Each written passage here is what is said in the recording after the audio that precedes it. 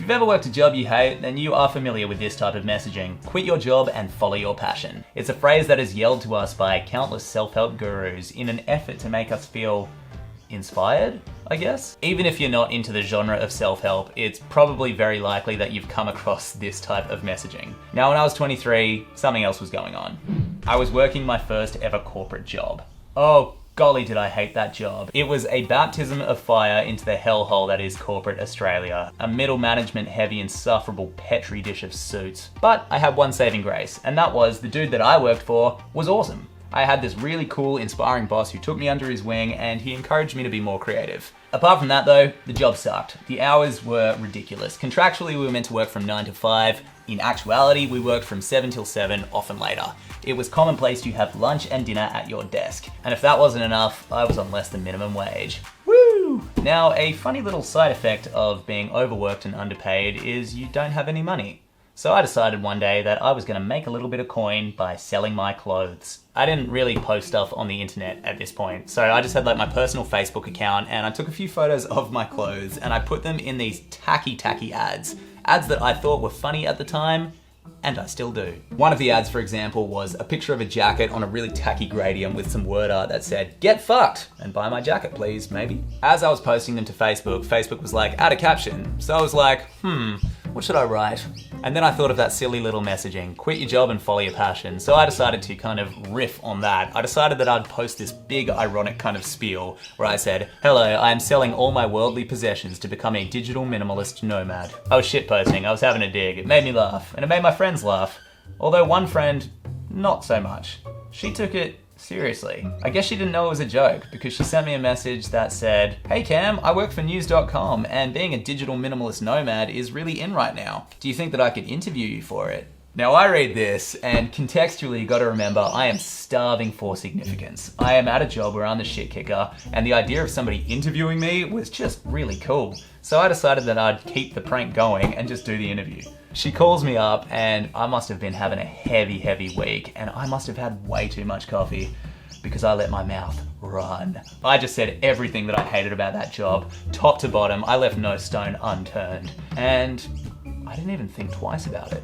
I assumed that this article was going to be like a blog, like a fluff piece that you would have to hunt around for, that would live on the side of a website that nobody would ever click. Fast forward to the next Friday, an incredibly slow news day, and that article is the main article on news.com. There is my smiling face taking up half of the computer screen with a whole article about me hating my job, quitting my job, and becoming some sort of digital minimalist nomad.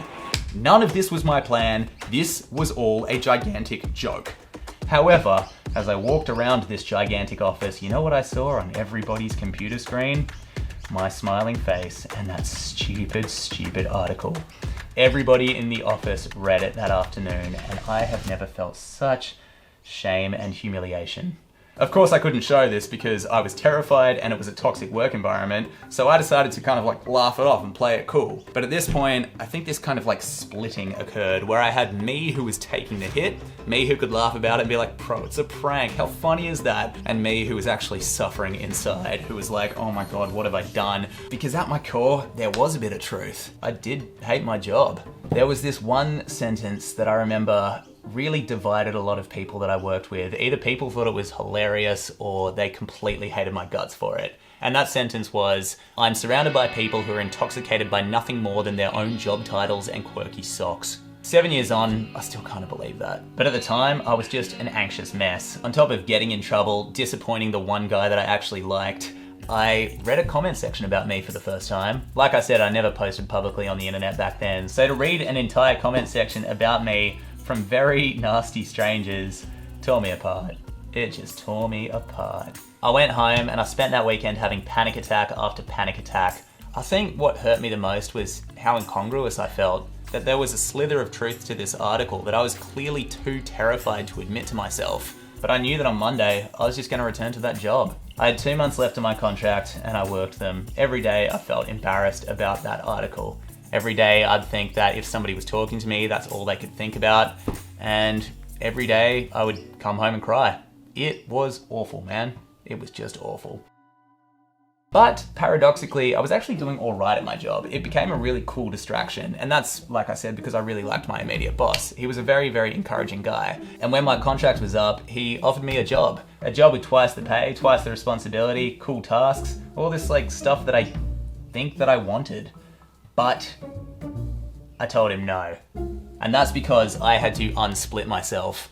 I decided that the only way that I could reconcile this awful feeling within myself was to actually become a digital minimalist nomad. So this is where we return to that phrase, quit your job and follow your passion. The self-help gurus who yell this are really big on yelling this, but they're not super big on the mechanics. How do you actually do this? So I decided to formulate a plan.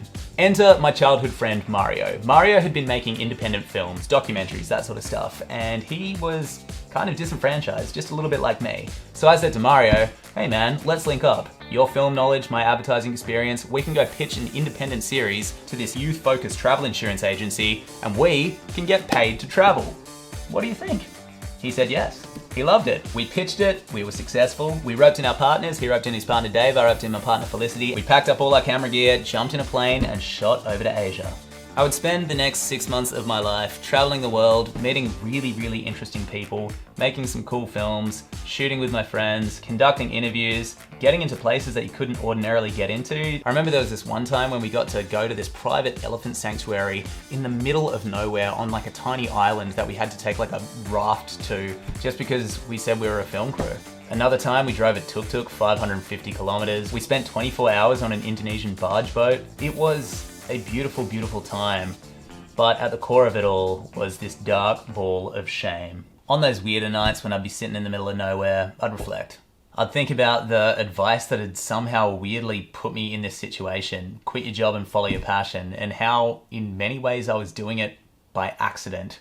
Is it good advice? Or is it just a self-help catchphrase designed to sell books? I didn't have an answer then, but I kind of have one now. And that's because now I have a different vantage point. Because now I don't have a day job and I do make all my money from my passion. Now I am doing the thing that those people said I should be doing. And I'm super grateful about this. I get to illustrate and make money. I'm drawing cartoons for a living. My life is fabulous.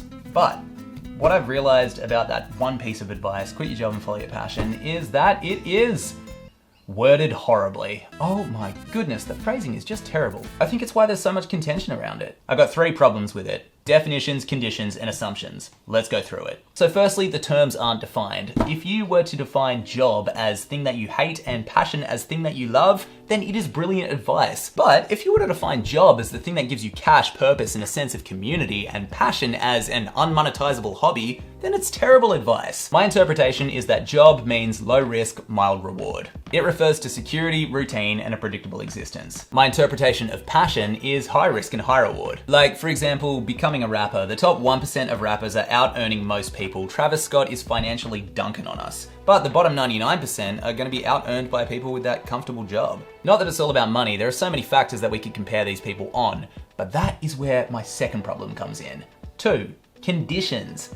There are no conditions here, man. It's not like quit your job and follow your passion, providing that you don't have anybody who is depending on you, providing that you don't have 3 children under 3, or a sick mother that you got to take care of, or a clone that you got to feed in the basement. There are no conditions, which I think can be motivating, yes, but it can also be insulting to people who don't have it that easy.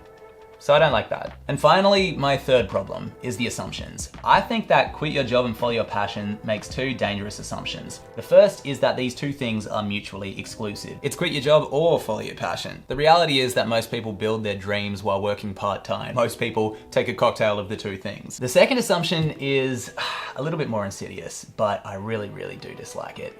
It has this underlying assumption that the job will teach you nothing. When in reality, some of the richest and greatest insights that you will ever have about people, the world, and yourself are going to come from working a job you hate.